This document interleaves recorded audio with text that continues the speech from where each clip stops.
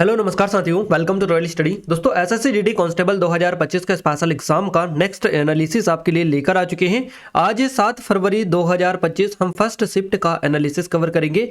Guys हम 100% authentic और real analysis आपको कवर करवाने वाले हैं, तो आप सभी से रिक्वेस्ट है कि पूरा वीडियो लास्ट तक देखिएगा और पूरे के पूरे क्वेश्चन हमारे पास में आ चुके हैं जो कि हम पूरी डिटेल के साथ में आपको कवर करवाएंगे। तो चलिए स्टार्ट करते हैं आज के शानदार वीडियो को। इससे पहले हम बाकी दिनों का भी एग्जाम आपको दे चुके हैं। यहाँ पर आई बटन पर आपको लिंक मिल जाएगा, आप जरूर से जाकर चेकआउट करिएगा उन वीडियोस को। क्लियर है। और पीडीएफ के लिए टेलीग्राम एप्लीकेशन को डाउनलोड कर लीजिएगा, दोनों के लिंक आपको डिस्क्रिप्शन में मिलेगी। क्लियर है। टेलीग्राम पर भी हमने मैसेज डाल दिया है पीडीएफ वाला, तो आप जाकर जरूर से चेकआउट कर लीजिएगा। यहाँ पर प्रॉपर तरीके से आपको मिल जाएगी। पहले वाली जो पीडीएफ थी हमने अपडेट कर दी, अगर अभी तक आपने चेकआउट नहीं किया है तो कर लीजिएगा। हम सबसे पहले जीके जीएस करंट अफेयर को कवर करेंगे, उसके बाद में फिर हिंदी इंग्लिश मैथ्स रीजनिंग की ओर आगे बढ़ेंगे।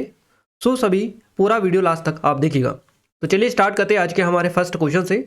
गाइस पहला क्वेश्चन है आज का आपका कि संघ लोक सेवा आयोग यानी कि यूपीएससी के अध्यक्ष कौन है अभी वर्तमान में। तो प्रीति सूदन आपसे क्वेश्चन पूछा गया है। प्रीति सूदन, ये आपकी जो एग्जाम स्टार्ट हुई थी 4 तारीख को, 4 तारीख को भी ये क्वेश्चन हमने आपको बता दिया था, ये कवर करवा दिया था आपको, ये भी आपसे यूपीएससी वाला है ना। जिन लोगों ने देखा था वीडियो सही करके आए होंगे। तो प्रीति सूदन करेक्ट आंसर रहेगा। राष्ट्रपति द्रौपदी मुर्मू ने 1983 बैच की आईएएस अधिकारी है ये, और पूर्व केंद्रीय स्वास्थ्य सचिव प्रीति सूदन को 31 जुलाई 2024 को संघ लोक सेवा आयोग यूपीएससी का नया अध्यक्ष नियुक्त किया है। और इन्होंने जो है डॉक्टर मनोज सोनी जो है इनका स्थान लिया है। क्लियर है। और इस महीने इन्होंने इस्तीफा दे दिया था, मनोज सोनी ने इस्तीफा दे दिया था, और उनके बाद में प्रीति सूदन जो है इनको बनाया गया है यूपीएससी की चेयरमैन। तो श्रीमती RM बाथ्यू खरबोली 1992-96 के बाद प्रीति सूदन जो है यूपीएससी के अध्यक्ष के रूप में नियुक्त होने वाली दूसरी महिला है। इनसे पहले एक और महिला रह चुकी है, RM बाथ्यू इनका नाम है, याद रखिएगा। ये 1992 से 96 तक रही थी, और ये दूसरी महिला है जो कि यूपीएससी की चेयरमैन बनी है, प्रीति सूदन। आइए अब हम प्रीति सूदन के बारे में थोड़ी सी डिटेल कवर करें। देखिए 1983 बैच की आंध्र प्रदेश कैडर की आईएएस अधिकारी है प्रीति सूदन। इन्होंने केंद्र सरकार के खाद्य और सार्वजनिक वितरण विभाग, इसके अलावा महिला बाल विकास विभाग और रक्षा मंत्रालय के जो है यहाँ पर महत्वपूर्ण पदों पर काम किया है। तो इनके बारे में ये थोड़ी सी डिटेल याद रखिएगा। अब हम यूपीएससी के बारे में बात करते हैं। तो गाइस यूपीएससी की बात करें, संघ लोक सेवा आयोग बताइए, इसकी जो स्थापना है 1 अक्टूबर 1926 को लोक सेवा आयोग के रूप में की गई थी, और बाद में भारत सरकार अधिनियम 1935 द्वारा भारतीय लोक सेवा आयोग के रूप में पुनर्गठित इसको किया गया। बाद में इसे स्वतंत्रता के बाद संघ लोक सेवा आयोग का नाम दिया गया, और आयोग का जो मुख्यालय है ये नई दिल्ली के ढोलपुर हाउस जो है यहाँ पर है। यूपीएससी उन कुछ संस्थानों में से एक है जो स्वायत्तता और स्वतंत्रता दोनों के साथ कार्य करते हैं। साथ ही देश की उच्च न्यायिक पालिका और हाल ही में चुनाव आयोग के साथ जो है चीजें हुई है। आइए नेक्स्ट बात करते हैं, उससे पहले थोड़ी सी अपडेट दे दें। ये हमारी एसएससी जीडी वाली स्पेशल टेस्ट सीरीज है, जहां से आपकी एग्जाम में लगातार क्वेश्चंस रिपीट हो रहे हैं, यानी कि देखने को मिल रहा है। आपकी एग्जाम में यहीं से क्वेश्चन सीधे सीधे बन रहे हैं, क्योंकि ये जो है लेटेस्ट पैटर्न की टेस्ट सीरीज है। अगर अभी तक आपने चेकआउट नहीं किए तो जरूर से जाकर चेकआउट करिएगा। डिस्क्रिप्शन में लिंक मिलेगी, ये डेमो भी हमने दे रखा है जो कि फ्री ऑफ कॉस्ट है, जाकर चेकआउट कर सकते हैं। क्लियर है। सिर्फ 79 रुपीज़ की प्राइस पर अभी आपको ये मिल जाएगी, जिसमें करीबन 500 से 800 टेस्ट के समथिंग रहेंगे, जिसमें आपको स्टडी मटेरियल, पीडीएफ नोट्स वगैरह, ई बुक्स वगैरह काफ़ी सारी चीज़ें मिलेंगी। तो जाकर एक बार जरूर से विजिट करिएगा, चेकआउट करिएगा। ये नंबर है, कोई डाउट है कुछ वगैरह से कॉन्टैक्ट कर सकते हैं। 1 रुपये में आपको 10 से भी ज़्यादा टेस्ट और पीडीएफ नोट्स, स्टडी मटेरियल यहाँ पर मिल रहा है। तो आप सोच सकते हैं कितना ज़्यादा आपको कंटेंट यहाँ पर देखने को मिल रहा है और कितनी कम प्राइस में आपको मिल रहा है ना। तो जाकर जरूर से विजिट करिएगा, डिस्क्रिप्शन में आपको लिंक मिल जाएगी। चलिए नेक्स्ट क्वेश्चन निकल कर आ रहे हैं। साल 1919 में किस समिति की स्थापना हुई थी। इस तरह से क्वेश्चन था, साल 1919 में किस लीग की स्थापना हुई थी, या लीग था या फिर समिति था, दोनों में से एक आपका होगा। दोनों हमने डाल दिए जिस तरह से हमें क्वेश्चन मिला था। तो साल 1919 में league of Nations, red cross societies league और कम्युनिस्ट इंटरनेशनल, इन तीनों की स्थापना हुई थी। और इस तरह से अगर समिति होगा तो अखिल भारतीय जो खिलाफत समिति, इसकी स्थापना हुई थी 1999 में। तो साल 1919 में अखिल भारतीय खिलाफत समिति जो थी इसकी स्थापना हुई थी, और इस समिति का जो गठन है अली बंधुओं, मौलाना अबुल कलाम आज़ाद, अजमल खान और हसरत मोहानी ने किया था। इसका मकसद था ब्रिटिश सरकार को तुर्की के प्रति अपना रवैया बदलने के लिए मजबूर करना। और खिलाफत आंदोलन की जो शुरुआत है 1919 में हुई थी। इस आंदोलन ने मुसलमानों और हिंदुओं को ब्रिटिश शासन के खिलाफ एक साथ लाया था, और ये असहयोग आंदोलन का अहम कारण था। नेक्स्ट क्वेश्चन जो पूछा गया है ये है आपका, भरतनाट्यम की जो शुरुआत है किस राज्य में हुई। या फिर भरतनाट्यम किस राज्य का नृत्य है? दोनों आपका हमें मिला है, तो यह एक ही क्वेश्चन है। और ये क्वेश्चंस लगातार आपके 3-4 दिन हो चुके हैं। आज एग्जाम को आपका 4, 5, 6, 7 4 दिन हो चुके हैं। हर दिन आपका ये क्वेश्चन बन रहा है, लगभग हर दिन 2-2, 3-3 शिफ्ट में आपका क्वेश्चंस पूछे जा रहे हैं। तो आप सोच सकते हैं कितना इंपॉर्टेंट क्वेश्चन है। तमिलनाडु करेक्ट आंसर आपका रहेगा। भरतनाट्यम की शुरुआत जो है दक्षिण भारत के तमिलनाडु में हुई थी और ये भारत का एक प्रमुख शास्त्रीय नृत्य है। भरतनाट्यम को देवदासियों ने विकसित किया था, इसलिए इसे दासियट्टम के नाम से भी जाना जाता है। क्लियर है? भरतनाट्यम से जुड़ी कुछ और खास बातें, जैसे कि भरतनाट्यम जो है भारत का सबसे पुराना शास्त्रीय नृत्य रूप माना जाता है। भरतनाट्यम में शारीरिक क्रियाओं को 3 भागों में बांटा गया है, समभंग, अभंग और त्रिभंग। तो भरतनाट्यम में कर्नाटक संगीत की ताल लय का इस्तेमाल किया जाता है और भरतनाट्यम में मुख्य जो संगीत है ये वाद्य यंत्र, मृदंगम और झांझ है। भरतनाट्यम में कविता पाठ करने वाले व्यक्ति को नड्डनवार के नाम से जाना जाता है। तो ये नाम आप स्पेशली याद रखिएगा, नड्डनवार है ना, इनको कहा जाता है। नेक्स्ट है आपका क्वेश्चन कि 1951 से 1991 तक, यानी कि 1951 से 1991 तक कितने पंचवर्षीय योजनाएं बनाई गई थी? तो ये जो योजना बनाई गई थी ये 7 कुल पंचवर्षीय योजनाएं हुई थी 1951 से 91 के बीच में। क्लियर है? तो याद रखिएगा 1951 से 91 तक भारत में कुल 7 पंचवर्षीय योजनाएं बनाई गई थी। कौन कौन सी हम आपको ईयर वाइज बता देते हैं। देखिए, प्रथम जो पंचवर्षीय योजना है, क्वेश्चन आपका कई बार बन चुका है अभी आपका कि पहली पंचवर्षीय योजना कब शुरू हुई थी, है ना। भारत में पंचवर्षीय योजना की शुरुआत कब हुई थी इस तरह से, तो 1951 में हुई थी। ये क्वेश्चन आपका पूछा जा चुका है ऑलरेडी। तो प्रथम पंचवर्षीय योजना जो है 1951 से 56 तक चली थी। उसके बाद में दूसरी पंचवर्षीय योजना 56 से 61 तक चली थी। तीसरी पंचवर्षीय योजना 61 से 66 तक चली थी। ये बैक टू बैक 3 जो पंचवर्षीय योजना थी ये लगातार चली थी। और फिर उसके बाद में जो चौथी पंचवर्षीय योजना थी इसमें गैप आ गया था, यानी तीसरी और चौथी के बीच में गैप था कितने, 3 साल का, 67, 68, 69, है ना, 66, 67, 68, 69, तो 3 साल का गैप था यहाँ पर। उसके बाद में चौथी पंचवर्षीय योजना स्टार्ट होती है 1969 से 74 तक चली थी ये, है ना। तो 66 से 69 तक वार्षिक योजनाएं चलाई गई थी, ये 3 साल का जो गैप था इसमें। उसके बाद में आती है आपकी 5वीं पंचवर्षीय योजना जो कि 74 से 78 तक चली थी। और ये जो 5वीं पंचवर्षीय योजना थी इससे ऑलरेडी क्वेश्चन बन चुका है कि ऐसी कौन सी पंचवर्षीय योजना थी जिसको अपने कार्यकाल से पहले ही समाप्त कर दिया गया। तो ये 5वीं पंचवर्षीय योजना थी, है ना, 1978 में समाप्त कर दी गई थी और 1978 से 80 तक रोलिंग प्लान जो है लागू किया गया था। तो ये चीज़ें हुई थी। उसके बाद में फिर छठी जो पंचवर्षीय योजना स्टार्ट हुई थी वो 1980 से ही हुई थी, है ना। छठी पंचवर्षीय योजना जो कि 1980 से 85 तक चली थी और 7वीं पंचवर्षीय जो योजना है ये 85 से 90 तक चली थी। तो ये 7 पंचवर्षीय जो योजना है ये 90, यहाँ से आपका क्वेश्चन पूछा गया कि 1951 से लेकर 1991 तक, है ना, कौन सी पंचवर्षीय योजना थी। तो 51 से ये हुई थी फर्स्ट वाली और 91 तक, यानी कि ये 90 तक ये चली थी। और 90 के बाद में फिर जो है यहाँ पर 8वीं जो पंचवर्षीय योजना थी ये कब चली थी, 92 में स्टार्ट हुई थी, 92 से 97 के बीच में, यानी फिर 2 साल की जो वार्षिक योजनाएं चलाई गई थी। तो यहाँ पर कुल मिलाकर ऐसा कहा जा सकता है कि 7 पंचवर्षीय योजनाएं चली थी 90 तक। 91 के पहले ही कितनी थी, ये 7 पंचवर्षीय योजना थी। तो यही क्वेश्चन मैं आपसे पूछना चाह रहा है ना। इसलिए 1951 से 91 तक 7 पूर्ण पंचवर्षीय योजनाएं लागू की गई थी, जबकि 1990-92 के बीच वार्षिक योजनाएं चलाई गई थी और फिर 8वीं जो योजना थी ये 1992 में शुरू हुई थी। तो सारी चीज़ें काफ़ी अच्छी तरीके से हमने आपको एक्सप्लेन कर दिया। अगर आप अच्छे से कवर कर लेंगे तो डेफिनेटली यहाँ से एक सिंगल क्वेश्चन भी आप गलत नहीं करेंगे। चलिए अगला क्वेश्चन है, 2011 की जनगणना के अकॉर्डिंग भारत में सबसे कम जनसंख्या वाला जो राज्य है कौन सा है? तो सिक्किम करेक्ट आंसर हो जाएगा। मल्टीपल टाइम आपके एग्जाम में क्वेश्चन बन चुका है। 2011 की राज्य जनगणना के अनुसार सिक्किम राज्य जो है ये भारत का सबसे कम जनसंख्या वाला राज्य था। 6.71 लाख की जनसंख्या वाला सिक्किम जो है देश में सबसे कम जनसंख्या वाला राज्य है। क्लियर है? भारत की 2011 की जनगणना के डेटा के अकॉर्डिंग भारत की जो जनसंख्या है ये आपको यहाँ पर दी गई है।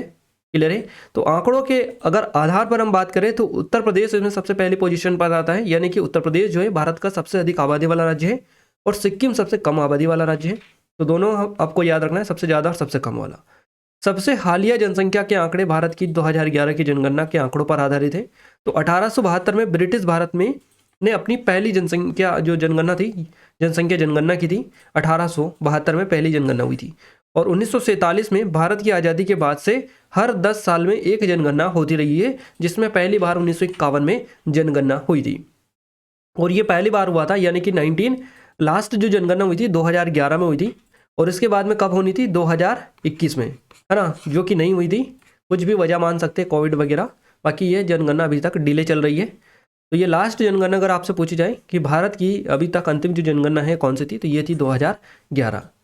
अगला क्वेश्चन है, निम्न में से कौन कार्यपालिका का कार्य नहीं करता है? तो इनमें से ऑप्शंस आपको दे रखे थे मुख्यमंत्री, राज्यपाल, मुख्य न्यायाधीश और एक और ऑप्शंस आपको उसी के अकॉर्डिंग दे रखा था।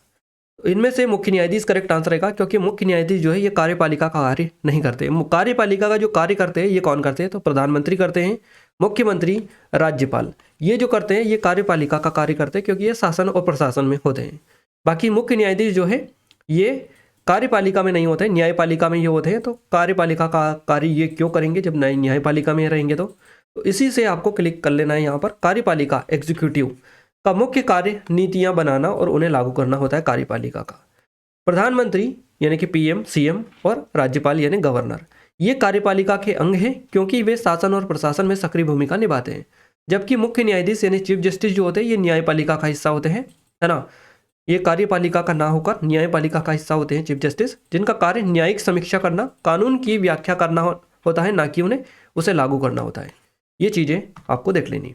अगला क्वेश्चन, चलिए नेक्स्ट क्वेश्चन है, 2022 में हुए कॉमनवेल्थ गेम्स में भारत को कौन सा स्थान मिला था? तो ये जो स्थान था ये 4th पोजीशन थी, मिली थी भारत को इसमें।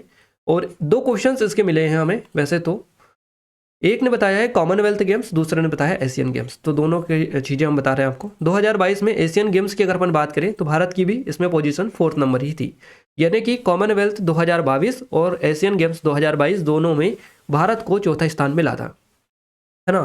तो याद रखिएगा। बात करें सबसे पहले कॉमनवेल्थ गेम्स की, तो कॉमनवेल्थ जो गेम्स है 2022 ये बर्मिंघम इंग्लैंड में आयोजित किया गया था।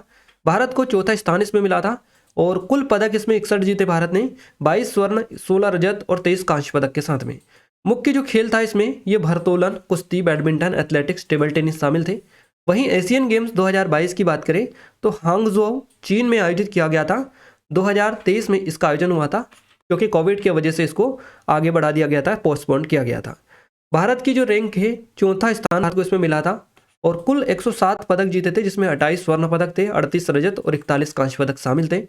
मुख्य खेल इसमें था एथलेटिक्स, शूटिंग, बैडमिंटन, क्रिकेट और कुश्ती, ये बिल्कुल शामिल थे इसमें एशियन गेम्स 2022 में। तो हमने दोनों के रैंकिंग बता दी है, दोनों का डिटेल बता दिया है, जो भी होगा आपको पता चल चुका है। आगे बढ़ते हैं नेक्स्ट क्वेश्चन की ओर। क्वेश्चन नेक्स्ट है हमारा, ये भी 5 ईयर प्लान से आया है FYP से, और लगातार आपकी हर शिफ्ट में 2-2, 3-3 क्वेश्चन पंचवर्षीय योजना से बन रहा है आपका।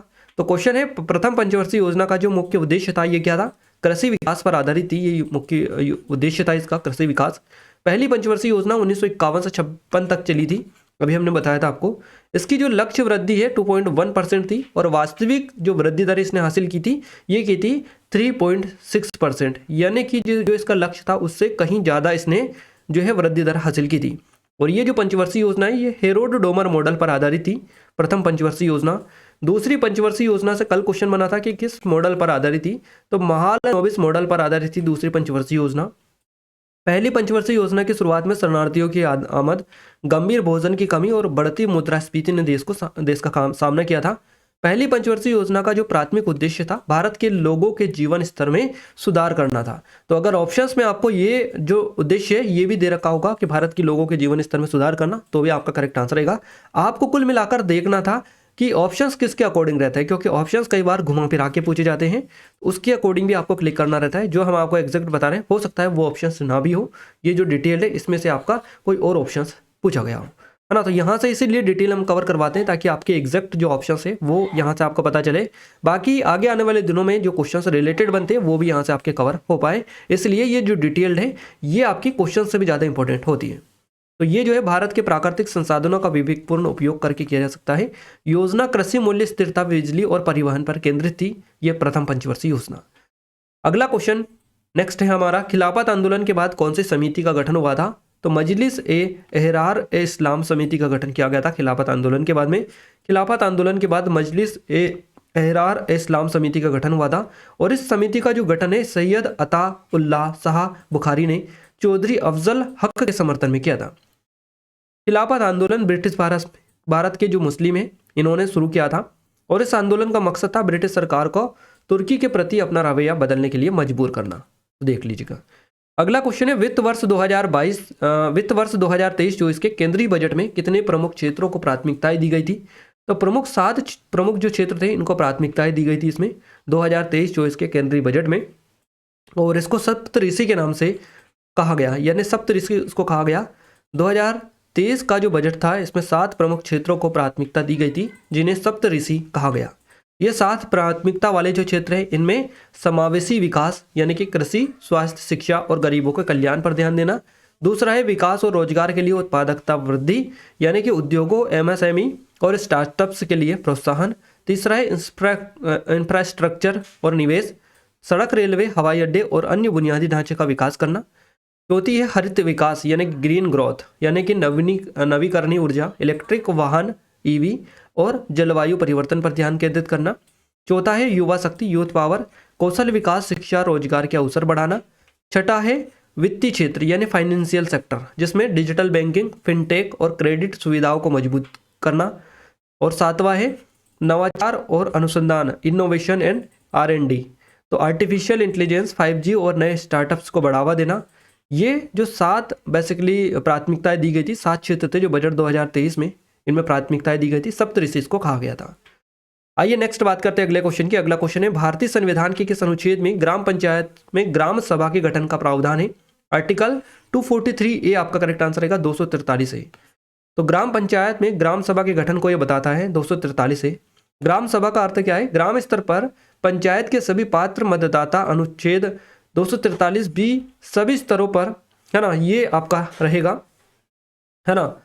ग्राम स्तर पर पंचायत के सभी पात्र मतदाता ग्राम सभा करता है। और अनुच्छेद 243B जो है ये सभी स्तरों पर पंचायतों का गठन। अनुच्छेद 243C पंचायतों के चुनाव को बताता है। और ये जो डी है 243D ये अनुसूचित जातियों जनजातियों के लिए सीटों का आरक्षण बताता है। और वहीं जो है पंचायत को 73वां संशोधन हुआ था 1992 में, भारत के संविधान में जोड़ा गया था। इसे भारतीय संविधान की 11वीं अनुसूची और भाग 9 में जोड़ा गया था। पंचायत में 29 विषय शामिल है। तो भारतीय संविधान में 74वां संविधान संशोधन 1993 द्वारा 12वीं अनुसूची में नगर पालिकाओं को भी जोड़ा गया था। और भारतीय संविधान का जो भाग आपका 9A जो है इसमें नगर पालिकाओं में 18 विषय हैं शामिल है। अगला क्वेश्चन है हमारा, निम्नलिखित में से कौन सा राज्यपाल की शक्तियों से संबंधित नहीं है? तो इनमें से राजनयिक और सैन्य शक्तियां ये जो है राज्यपाल से रिलेटेड नहीं है। राजनयिक और सैन्य शक्तियां राष्ट्रपति के पास होती है, ना कि राज्यपाल के पास में। तो राजनयिक शक्तियां राष्ट्रपति की ओर से अंतर्राष्ट्रीय संधियों समझौतों पर बातचीत की जाती है और उनका निष्कर्ष निकाला जाता है। सैन्य शक्तियां जो होती है ये भी राष्ट्रपति के पास में होती है। भारत के रक्षा बलों के सर्वोच्च कमांडर होते हैं राष्ट्रपति। और भारतीय नौसेना, भारतीय सेना और भारतीय वायुसेना के प्रमुखों की नियुक्ति ये करते हैं राष्ट्रपति। जबकि राष्ट्रपति जो है राष्ट्रपति और राज्यपाल दोनों के पास में क्षमादान का अधिकार होता है। राज्यपाल मौत की सजा पर माफी नहीं दे सकते, केवल राष्ट्रपति ही मौत की सजा पर माफी दे सकते हैं। तो ये चीजें हैं। अनुच्छेद 165 के तहत जो है राज्यपाल महाधिवक्ता की नियुक्ति कर सकता है, जो उच्चतम न्यायालय या उच्च न्यायालय के न्यायाधीश के रूप में नियुक्त होने के योग्य हो उसको ये महाधिवक्ता बना सकते हैं। तो ये चीजें हैं राज्यपाल के बारे में। गाइज ये हमारी स्पेशल ई बुक है, जीके स्पेशल ई बुक, जिसमें आपको स्टैटिक जीके, इसके अलावा टॉपिक वाइज पूरा अध्यायवार प्रश्नों का संग्रह देखने को मिलेगा। यानी कि जो आपका लेटेस्ट पैटर्न अभी बन रहा है TCS का, वो लेटेस्ट पैटर्न इसी ई बुक से आपका कवर हो जाएगा। जितने भी लेटेस्ट पैटर्न के क्वेश्चन है सारे के सारे यहाँ से आपके कवर हो जाएंगे। इसमें MCQ फॉर्मेट में सारे क्वेश्चंस डाले हमने 1500 के 1500 क्वेश्चंस, जहाँ से आपकी तैयारी बिल्कुल एडवांस लेवल की हो जाएगी। काफ़ी अच्छी तरीके से आप प्रैक्टिस भी कर पाएंगे, है ना। सारी चीज़ें अच्छे से कवर भी आप कर पाएंगे। अगर अभी तक आपने इनरोल नहीं किया है तो गोल्डन अपॉर्चुनिटी आप सभी लोगों के लिए काफ़ी कम प्राइस में अगर अभी आप परचेस करेंगे तो आपको मिल जाएगी। क्लियर है। जीके की सर्वश्रेष्ठ ई बुक ये है। आप अगर चाहें तो डेमो भी इसका चेकआउट कर सकते हैं, जो कि एप्लीकेशन पर है। ई बुक वाले सेक्शन में जाइएगा, वहाँ पर आपको डेमो वाला ऑप्शन मिलेगा, उस पर क्लिक करके डेमो चेकआउट कर सकते हैं, है ना। और वहाँ से आइडिया लगा सकते हैं कितनी एडवांस ई बुक है। ये नंबर है, कोई डाउट है, कुछ क्वेरीज है तो आप हमसे कॉन्टैक्ट भी कर सकते हैं, है ना। जरूर से जाकर चेकआउट करिएगा। SSC और रेलवेज के एग्जाम के लिए स्पेशल है ये, है ना। तो आप सभी एक बार जरूर से चेकआउट करिएगा एग्जाम से पहले, क्योंकि सीधे सीधे क्वेश्चन आपके एग्जाम में डायरेक्टली यहीं से आ रहे हैं, जो लेटेस्ट पैटर्न के बन रहे हैं वो। चलिए आगे बढ़ते हैं अगले क्वेश्चन की ओर। अगला जो क्वेश्चन है ये है राज्य के नीति निर्देशक सिद्धांत से रिलेटेड, DPSP से रिलेटेड। तो भाग 4 में अनुच्छेद जो 36 से 51 है, इसमें ये DPSP आपको देखने को मिलता है। और कल जो आपकी एग्जाम हुई थी, कल भी आपका ये क्वेश्चन सेम टू सेम पूछा गया था, DPSP वाला। तो DPSP जो है भारतीय संविधान के भाग 4 अनुच्छेद 36 से 51 तक दिए गए हैं। ये जो सिद्धांत है देश में सामाजिक आर्थिक राजनीतिक न्याय सुनिश्चित करने के लिए बनाए गए हैं। डीपीएसपी जो है डायरेक्टिव प्रिंसिपल स्टेट पॉलिसीज का फुल फॉर्म है। विधायिका और कार्यपालिका को कानून और नीतियां बनाने में दिशा निर्देश देते हैं। डीपीएसपी कल्याणकारी राज्य की अवधारणा को साकार करने में मदद करते हैं। डीपीएसपी देश में न्यायपूर्ण और समतावादी समाज बनाने का लक्ष्य रखते हैं। डीपीएसपी जो है मौलिक अधिकारों की तरह ही नागरिकों के हितों की रक्षा के लिए बनाए गए हैं। तो डीपीएसपी को लागू करने के लिए राज्य जो है बाध्य नहीं है या नहीं होता है। अगला क्वेश्चन है किस भारतीय नर्तक ने छऊ नृत्य के लिए 2018 में संगीत नाटक अकादमी पुरस्कार जीता है? तो ये तपन कुमार पटनायक इनका नाम है। तपन कुमार पटनायक ने छऊ नृत्य के लिए 2018 में संगीत नाटक अकादमी पुरस्कार जो है जीता है। संगीत नाटक अकादमी जो पुरस्कार है भारत में प्रदर्शन कला के क्षेत्र में उत्कृष्ट योगदान के लिए व्यक्तियों को दिया जाने वाला एक प्रतिष्ठित सम्मान है। ये छऊ नृत्य एक पारंपरिक भारतीय नृत्य शैली है जिसमें मार्शल आर्ट, कलाबाजी और कहानियां कहने का मिश्रण होता है। ये जो पुरस्कार है छऊ जैसे पारंपरिक नृत्य रूपों के संरक्षण और संवर्धन में कलाकारों के महत्वपूर्ण योगदान को उजागर करता है। क्लियर है। अगला क्वेश्चन है हमारा पीएम 2024 में एक कोई योजना थी पीएम से रिलेटेड, उसके बारे में क्वेश्चन बना था। तो एग्जैक्ट तो क्वेश्चन हमें नहीं मिल पाया था, बाकी 2024 में भारत सरकार की जो नई योजना है उनकी लिस्ट हम आपको बता देते ताकि जो भी क्वेश्चन होगा आपका कवर हो जाएगा। तो देखिए पहली है बीमा सखी योजना, महिला बीमा एजेंटों की नियुक्ति और वित्तीय स्वतंत्रता से रिलेटेड है। ये वन नेशन वन सब्सक्रिप्शन योजना है, शोध लेखों और पत्रिकाओं तक देशव्यापी पहुंच के लिए। पेन 2.0 योजना है ये। क्लियर है। पेन को सभी सरकारी एजेंसियों के लिए एक सामान्य पहचानकर्ता बनाना। प्रधानमंत्री विद्यालक्ष्मी योजना है जो कि मेधावी छात्रों के लिए बिना जमानत के शिक्षा का ऋण है। प्रधानमंत्री ई ड्राइव योजना है, इलेक्ट्रिक वाहनों को अपनाएं और चार्जिंग इंफ्रास्ट्रक्चर का विकास। ये प्रधानमंत्री ई ड्राइव योजना है। प्रधानमंत्री राष्ट्रीय कृषि विकास योजना, कृषि क्षेत्र में सुधार और खाद्य सुरक्षा सुनिश्चित करना। कृषोन्नति योजना जो कि आधुनिक खेती और किसानों की आर्थिक स्थिति को सशक्त बनाएगी। कौशल ऋण योजना, छात्रों को 7.5 लाख रुपए तक का ऋण, हर साल 25,000 छात्रों को लाभ मिलेगा। और प्रधानमंत्री सोलर घर योजना, घरों में सौर ऊर्जा को बढ़ावा देने के लिए सब्सिडी दी जाएगी। तो ये कुछ योजना है, इन्हीं में से आई थिंक आपका बना होगा जो 2024 की स्पेशल है। चलिए अगला क्वेश्चन है प्राचीन काल में बर्तनों पर किस प्रकार की चित्रकारी की जाती थी? तो ये जो चित्रकारी थी ये इसमें ज्यामिति डिजाइन, मछली, पशु पक्षी, वृक्ष और मानव आकृतियां आदि है ना तरह की चित्रकारी की जाती थी। अब ऑप्शंस में आपको क्या मिला था उसी के अकॉर्डिंग बताया जा सकता है। बाकी डिटेल कवर करें यहाँ से कवर हो जाएगा, बाकी और भी चीज़ें आपकी। देखिए प्राचीन काल में विभिन्न प्रकार के मिट्टी, धातु और पत्थर के बर्तनों पर चित्रकारी की जाती थी। तो इन बर्तनों को धार्मिक, सांस्कृतिक और सौंदर्य उद्देश्यों के लिए सजाया जाता था। तो हड़प्पा घर सभ्यता की बात करें हम, जो 2600 से 1900 ईसा पूर्व माना जाता है। बर्तन की बात करें, बर्तन टेराकोटा मिट्टी के लाल और काले रंग के बर्तन होते थे और इन पर जो चित्रकारी की जाती थी ये ज्यामिति डिजाइन, मछली, पशु पक्षी, वृक्ष और मानव आकृतियां बनाई जाती थी इन बर्तनों पर। और तकनीक ब्रश या नुकीले औजार से चित्र इसमें बनाए जाते थे। वैदिक काल की बात करें जो कि 1500 से 600 ईसा पूर्व माना जाता है। इसमें बर्तन जो थे ये पेंटेग्रेवेयर PGW और नॉर्थर्न ब्लैक पॉलिश्ड है ना, जिसको NBPW बोला जाता है। इसमें जो चित्रकारी की जाती थी ये स्वास्तिक, सूर्य चिन्ह, लहरदार रेखाएं और ज्यामितीय आकृतियां इसमें चित्रकारी थी। इसकी तकनीक बर्तन पर पॉलिश और प्राकृतिक रंगों का उपयोग के साथ में। इसके अलावा बात करें मौर्य और शुंग काल की जो कि 321 से 73 ईसा पूर्व माना जाता है। तो यहाँ पर जो है बर्तन चमकीले लाल काले रंग के टेराकोटा व धातु के बर्तन होते थे और इन पर जो चित्रकारी की जाती थी वो देवी देवताओं की आकृतियाँ, पशु पक्षी, बेल बूटे और फूलों की डिजाइन बनाई जाती थी, है ना। बात करें गुप्त काल की जो कि 319 से 550 ईसा पूर्व माना जाता है। बर्तन जो थे ये मिट्टी, पीतल, तांबे और कांसे के बर्तन थे। इन पर चित्रकारी, धार्मिक प्रतीक, रामायण महाभारत की कहानियां और बुद्ध तीर्थंकरों के चित्र बनाए जाते थे। मध्यकालीन जो भारत है जो कि 8वीं से 17वीं शताब्दी के बीच माना जाता है। बर्तन जो थे यहाँ पर ये चीनी मिट्टी, तांबा, पीतल और कांसे के बर्तन थे। इन पर चित्रकारी मुगल शैली के बेल बुटिया, इस्लामी, अरबी, फारसी डिजाइन और मोर, हाथी और फूलों की आकृतियाँ उकेरी जाती थी, है ना। मीनाकारी, नक्काशी और सोने चांदी की जड़ाई इसमें भी तकनीक का यूज होता था। तो ये कुछ आकृतियाँ हैं जो कि हमने बता दी है। अब आपसे प्राचीन वाली कौन सी पूछी थी, आपको आई थिंक आइडिया काफ़ी हद तक यहाँ से लग गया होगा। आगे के लिए भी आप अच्छे से थोड़ा सा देख लीजिएगा। नेक्स्ट क्वेश्चन पूछा है हल्दिया त्यौहार भारत के किस राज्य में मनाया जाता है? तो हल्दिया जो त्यौहार मनाया जाता है ये हिमाचल प्रदेश से रिलेटेड है। हिमाचल प्रदेश में जो लाहौल क्षेत्र है यहाँ पर मनाया जाने वाला सबसे महत्वपूर्ण त्योहार है लाहौल, याद रखिएगा। हल्दा त्योहार इसका नाम है, जो कि आपको याद रखना है। ये जो हल्दा त्योहार है नए वर्ष का स्वागत करने के लिए आयोजित किया जाने वाला एक सबसे बड़ा उत्सव है, जो कि लाहौल क्षेत्र है हिमाचल प्रदेश में, यहाँ पर मनाया जाता है। लाहौल की सबसे प्रत्याशित घटनाओं में से एक हल्दा महोत्सव, जो अपने विदेशी ड्रिंक, सम्मोहक नृत्य प्रदर्शन, आनंदपूर्ण परिवार एकीकरण और जीवंत सांस्कृतिक समारोह के साथ एक यादगार अनुभव प्रदान करता है। अगला क्वेश्चन है 2024 में बैडमिंटन का कोई चैंपियनशिप हुई थी, उसमें किस राज्य को हराया था, किस राज्य ने, इस तरह से क्वेश्चन था। एग्जैक्ट क्वेश्चंस का पूरा फॉर्मेट सही नहीं मिला है, इसमें आधा अधूरा क्वेश्चन है, फिर भी हमने कुछ हद तक इसका आंसर देने की कोशिश की है। जैसे कि कर्नाटक जो है यहाँ के है एम रघु और हरियाणा की है देविका सेहवाग। इन्होंने 86वीं सीनियर राष्ट्रीय बैडमिंटन चैंपियनशिप हुई थी 2024 में। इसमें इन्होंने क्रमशः पुरुष और महिला एकल का खिताब जीता है दोनों ने, है ना। तो ये हरियाणा की और कर्नाटक के, इन्होंने दोनों ने जीते महिला और पुरुष का खिताब। किसको हरा कर जीता ये भी आगे क्लियर करेंगे। 86वीं राष्ट्रीय जो बैडमिंटन चैंपियनशिप थी, इसका आयोजन हुआ था बैडमिंटन एसोसिएशन ऑफ इंडिया के द्वारा किया गया था। इसकी मेजबानी कर्नाटक बैडमिंटन एसोसिएशन द्वारा 20 से 24 दिसंबर 2024 तक कर्नाटक का जो बेंगलुरु है यहाँ पर की गई थी।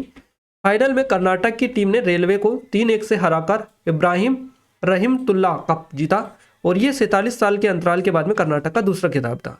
वहीं महिला वर्ग की बात करें तो फाइनल में हरियाणा ने गुजरात को 3-2 से हराकर गुलाब राय चड्डा कप जीता है। तो ये चीज़ें आपकी यहाँ से आई थिंक क्लियर हो चुकी है, इसी के अकॉर्डिंग क्वेश्चन आपका बना होगा। चलिए, और अगला जो क्वेश्चन है ये रसायन विज्ञान केमिस्ट्री से है। समीकरण संतुलित करने से जुड़ा एक क्वेश्चन आपका पूछा था। तो संतुलित जो समीकरण है ये है आपका H2O2 अभिक्रिया करके H2O बन रहा है आपका, और संतुलित जो समीकरण बनेगा ये 2H2 बनेगा, 2H2 प्लस O2, है ना, अभिक्रिया करके 2H2O आपका ये आपका आएगा। तो इस तरह से आई थिंक आपका होगा जो भी होगा। तो हमने पूरे के पूरे 20 के 20 क्वेश्चन यहाँ पर आपको लिखकर पूरे बता दिए किस तरह से आपकी एग्जाम में आज क्वेश्चन पूछे गए थे। वो आपको काफ़ी हद तक आइडिया लग चुका होगा आप, क्योंकि हमने सारा का सारा आपको पेपर पूरा का पूरा कवर करवा दिया है। और करंट अफेयर जो पूछे है 2023 का करंट अफेयर पूछे जा रहे हैं, तो आप अच्छे से प्रिपेयर करिएगा इन क्वेश्चंस को 2023 चूज के। हमने ये जो ई बुक डाली है इसमें 2023 के 24 के क्वेश्चंस भी अपडेटेड है, और जो हमारी टेस्ट सीरीज है SSC-GD वाली, उसमें सारा करंट अफेयर आपको मिल जाएगा 24 का 23 का। तो आप एक बार जाकर जरूर से चेकआउट कर लीजिएगा। ये SSC-GD की स्पेशल टेस्ट सीरीज है, सिर्फ 79 के प्राइस पर अभी आपको मिल जाएगी। अगर अभी आप परचेस करेंगे तो काफ़ी ज़्यादा टेस्ट यहाँ पर आपको स्टडी मटेरियल नोट्स देखने को मिल जाएगा, जहाँ से आपकी जो एग्ज़ाम के लिए आप जो चीज़ें करेंगे वो काफ़ी हद तक यहाँ से आपका स्कोर इंप्रूव आप कर पाएंगे। तो एक बार जाकर जरूर से विजिट करिएगा। ये नंबर है हमारी RPF कांस्टेबल के लिए स्पेशल टेस्ट सीरीज है, ये भी सिर्फ 79 में आपको मिल जाएगी, जो कि लेटेस्ट है और अप टू डेटेड जो पैटर्न है उसके अकॉर्डिंग सारी की सारी प्रिपेयर्ड है। ये RRB NTPC के लिए जो कि लेटेस्ट पैटर्न के अकॉर्डिंग है, ये भी सिर्फ 79 के प्राइस पर आपको मिल जाएगी। तो इनके लिंक डिस्क्रिप्शन में एक बार जाकर जरूर से विजिट कर लीजिएगा। और ये हमारी MP एग्जाम के लिए स्पेशल है, मध्य प्रदेश पुलिस आरक्षक, जेल प्रहरी, forest guard, MPSI, MP group 4, उन सभी की, तो इनकी भी लिंक डिस्क्रिप्शन में मिल जाएगी। चलिए अब हम बात करते हैं हिंदी, मैथ्स और रीजनिंग की। तो सबसे पहले हिंदी को कवर करेंगे। गाइस, हिंदी का जो क्वेश्चन है ये पूछा गया वृक्ष का पर्यायवाची। तो वृक्ष का जो पर्यायवाची है ये क्या होता है? तरु, अगम, पेड़, पादप, विटप, है ना। इसके अलावा दरख्त, साखी, द्रुम और वही, ये सारे जो है वृक्ष के पर्यायवाची शब्द हैं। इन्हीं में से आपका एक बना होगा एग्जाम में, जो भी होगा वो। कोयल का पर्यायवाची आपसे पूछा गया तो कोकिला, काकपाली, बसंत दूत, सारिका, कुहकिनी, वनप्रिया, श्यामा, पीक और कोकिला परमृत, ये सारे कोयल के पर्यायवाची नाम हैं और ये वृक्ष के पर्यायवाची नाम है। तो हमने दोनों आपको बता दिया है। अब इनमें से आपको आइडेंटिफाई करना है कि कौन सा आपको ऑप्शंस में मिला था। अब हम बात करते हैं नेक्स्ट। तो गद्यांश आपका एक आया था, एक गद्यांश आया था जिससे 5 क्वेश्चन आपके बने थे। इसके अलावा विलोम शब्द से 2 क्वेश्चन बने, और ये संध्या नहीं है, संज्ञा है ना, संज्ञा, संज्ञा से आपका 1 क्वेश्चन बना है। तो स्पेलिंग मिस्टेक इसके लिए माफी चाहेंगे। ये पर्यायवाची में भी स्पेलिंग मिस्टेक है, 3 क्वेश्चन इससे बने हैं। संज्ञा से आपका 1 क्वेश्चन बना है और तत्सम तद्भव से 1 क्वेश्चन आपका बना है। इसके अलावा नेक्स्ट बात करते हैं बहुवचन से। तो बहुवचन से क्वेश्चन नहीं था। वाक्य शुद्धि से आपके 3 क्वेश्चन बने। मुहावरे से 1 से 2 क्वेश्चन है आपका। पेरा जम्मल से 1 क्वेश्चन है आपका, है ना। तो ये टॉपिक है जो कि आपके हिंदी में पूछे गए हैं आज। अब हम बात करते हैं नेक्स्ट टॉपिक की, मैथ्स की। तो मैथ्स की अगर अपन बात करें, मैथ्स में ये एक तो क्वेश्चन कुछ इस तरीके से था, अंकित मूल्य वाला, ये परसेंटेज वाला, छूट वाला। तो किसी वस्तु के अंकित मूल्य पर 20, 40 और 75 की 3 क्रमागत छूट है तो क्या होगा, इस तरह से ये चीज़ें थी। ये क्वेश्चन इतना ही पता है जिन्होंने बताया है। तो इस टाइप का एक क्वेश्चन पूछा जा रहा है जो कि काफ़ी ईजी है और काफ़ी कम टाइम में आप आई थिंक बना लेंगे, क्योंकि काफ़ी ईजी क्वेश्चन है। प्रतिशत जो है इससे 2 क्वेश्चन पूछे गए और प्रॉफिट एंड लॉस से 3 क्वेश्चन है। इसके अलावा SIC से 2 क्वेश्चन है, एवरेज से आपके 2 क्वेश्चन है, DI नहीं था, नंबर सिस्टम से 3 क्वेश्चन है, LCM SCF से 3 क्वेश्चन है, सिंप्लीफिकेशन से 2 क्वेश्चन है, रेशियो से 1 क्वेश्चन था जो कि कैलकुलेटिव था, है ना, आप याद रखिएगा। पाइप और टंकी से 1 क्वेश्चन था आपका, ट्रेन से 1 क्वेश्चन था, इसके अलावा आयु से नहीं था, टाइम एंड वर्क से 2 क्वेश्चन थे और रेशियो से 1 क्वेश्चन था आपका। वहीं रीजनिंग में बात करें गाइस, ब्लड रिलेशन से 1 क्वेश्चन था, नंबर सीरीज से 3 क्वेश्चन थे, वेन डायग्राम से 1 क्वेश्चन था, एनालॉजी से 1 क्वेश्चन था आपका, क्लियर है। और डाइज जो थे इससे 2 क्वेश्चन थे डाइज से। मैथमेटिकल ऑपरेशन से 2 से 3 थे, सिलोज्म से 1 था, कोडिंग डिकोडिंग से 3 क्वेश्चन थे, मिरर इमेज और काउंटिंग फिगर, मिसिंग नंबर, इनका आइडिया नहीं है, अगर आया होगा तो आप अच्छे से प्रिपेयर करिएगा, बाकी हमें नहीं मिला है ना। फिगर सीरीज से 1 क्वेश्चन था, आकृति से 2 क्वेश्चन थे, सिटिंग अरेंजमेंट जो था इससे 3 क्वेश्चन सीधे सीधे बैक टू बैक बने थे। इसके अलावा कथन निष्कर्ष से 1 था और पजल वाले 2 क्वेश्चंस पूछे गए थे। तो यहाँ पर हमने जीके का आपको पूरा का पूरा कवर करवा दिया, 20 के 20 क्वेश्चंस। हिंदी के भी काफ़ी अच्छे तरीके से सारे के सारे टॉपिक आपको बता दिए हमने। मैथ्स में भी पूरे टॉपिक हमने बता दिया किस तरह से आपकी चीज़ें पूछी गई, और रीजनिंग में भी काफ़ी हद तक आपको बताने में कोशिश की है कि कहाँ कहाँ से किस तरह के क्वेश्चंस आपके पूछे गए। तो यहाँ पर आपके आज के जो 4 टॉपिक 4 सब्जेक्ट के पूरे क्वेश्चंस जो है वो हमने कवर करवा दिए हैं। आई थिंक आपको यहाँ से काफ़ी सारी चीज़ें क्लियर हो चुकी होंगी आगे के पैटर्न को समझने में।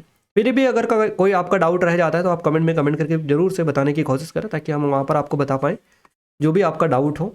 ये वीडियो आपको कैसा लगा कैसा नहीं लगा कमेंट में कमेंट करके जरूर से बताइएगा। और गाइज मैं आपको एक और चीज़ क्लियर कर दूं, कुछ लोग बता रहे थे कि हम जो है ये जो टॉपिक आपके एग्जाम में लगातार आ रहे हैं इनको कहाँ से कवर करें। तो सबसे पहले अगर आप जीके की बात करें, जीके में जो टॉपिक आपके लगातार आ रहे हैं जैसे कि पंचवर्षीय योजना हो गई, है ना, आर्टिकल वगैरह हो गए हैं, इसके अलावा जो राष्ट्रपति प्रधानमंत्री से क्वेश्चन आ रहे हैं, राज्यपाल से रिलेटेड वो हो गए, आपके लोक नृत्य त्यौहार से हो गए, इनसे स्पोर्ट्स से रिलेटेड क्वेश्चन आपके हो गए। तो ये सारे टॉपिक्स जो आपको आ रहे हैं ये कहाँ से प्रिपेयर कर पाएंगे, तो हमारी जो स्पेशल टेस्ट सीरीज़ है SSC GD वाली, उसमें हमने सारे के PDF डाल रखे, स्पेशली सारे के सारे PDF हमने डाल रखे ऑलरेडी, और टेस्ट भी डाल रखे सारे के सारे। तो वहाँ से आप प्रिपेयर कर सकते हैं बड़ी आसानी से, सिर्फ 79 में अभी आपको मिल जाएगी, और अभी आज के आज ही पूरे के पूरे टॉपिक आप एक ही दिन में कवर कर सकते हैं, इतनी एडवांस तरीके से वहाँ पर आपको बताया गया है। तो आप जाकर चेकआउट करिएगा। बात करें हिंदी में, तो हिंदी के भी हमने सारे के सारे टॉपिक आपको डाल रखे हैं, वहाँ पर मिल जाएंगे। मैथ्स का भी पूरा का पूरा वहीं पर हमने डाल रखा है, और रीजनिंग के भी सारे के सारे टॉपिक वाइज पूरा का पूरा डाल रहा है। तो जिस टॉपिक में आपको दिक्कत हो रही है उस टॉपिक की जाकर अच्छे से प्रैक्टिस करिएगा और उसको आप इंप्रूव कर सकते हैं, और वहाँ से आपको काफ़ी हद तक जो अपना स्कोर है आप इंप्रूव कर पाएंगे। तो ये सारी चीज़ें इस तरीके से आप करिएगा, क्लियर है। एग्जाम में अगर थोड़ा बहुत भी टाइम है तो काफ़ी हद तक आपका अपना स्कोर इंप्रूव यहाँ से कर सकते हैं। और रही बात ई बुक वाली, तो ई बुक में सारे अपडेटेड क्वेश्चन है जो लेटेस्ट पैटर्न है उसके अकॉर्डिंग, अगर वहाँ से आप कवर करेंगे तो सारे जितने भी नए नए क्वेश्चन आ रहे हैं वो सारे वहाँ से आपके कवर हो जाएंगे, यानी कि पूरी जीके की टेंशन ही आपकी खत्म वहाँ से हो जाएगी। तो ये चीज़ें हैं जो बता रहे थे, उनके लिए हमने बता दिया है। अब हम आगे बढ़ते हैं, और देखिए ये इस वीडियो में हम आपको PDF के बारे में बता देते हैं। इसके पहले ये टेस्ट सीरीज़ वगैरह है हमारी, अगर आप चाहें तो डिस्क्रिप्शन में लिंक है, जाकर चेकआउट एक बार जरूर से कर लीजिएगा। डेमो भी ले लीजिएगा, डेमो लेंगे तो आपको क्लियर हो जाएगी सारी चीज़ें, है ना। और ये PDF के लिए बता देते हैं स्पेशली। गाइस अगर आप चाहते हैं कि इस वीडियो की PDF आपको मिले तो आप एप्लीकेशन को डाउनलोड कर लीजिएगा, टेलीग्राम चैनल ग्रुप को ज्वाइन कर लीजिएगा, दोनों की लिंक आपको इस वीडियो के डिस्क्रिप्शन में मिल जाएगी। जिन लोगों ने चैनल को अभी तक सब्सक्राइब नहीं किया है, सब्सक्राइब करके बेल आइकन को ऑल पर सेलेक्ट कर दीजिएगा, ताकि जो भी नया वीडियो आए सबसे पहले आप सभी के पास में पहुंच पाए। तो मिलते हैं हमारे नेक्स्ट स्टडी वीडियो में, तब तक ले जय हिंद, वंदे मातरम।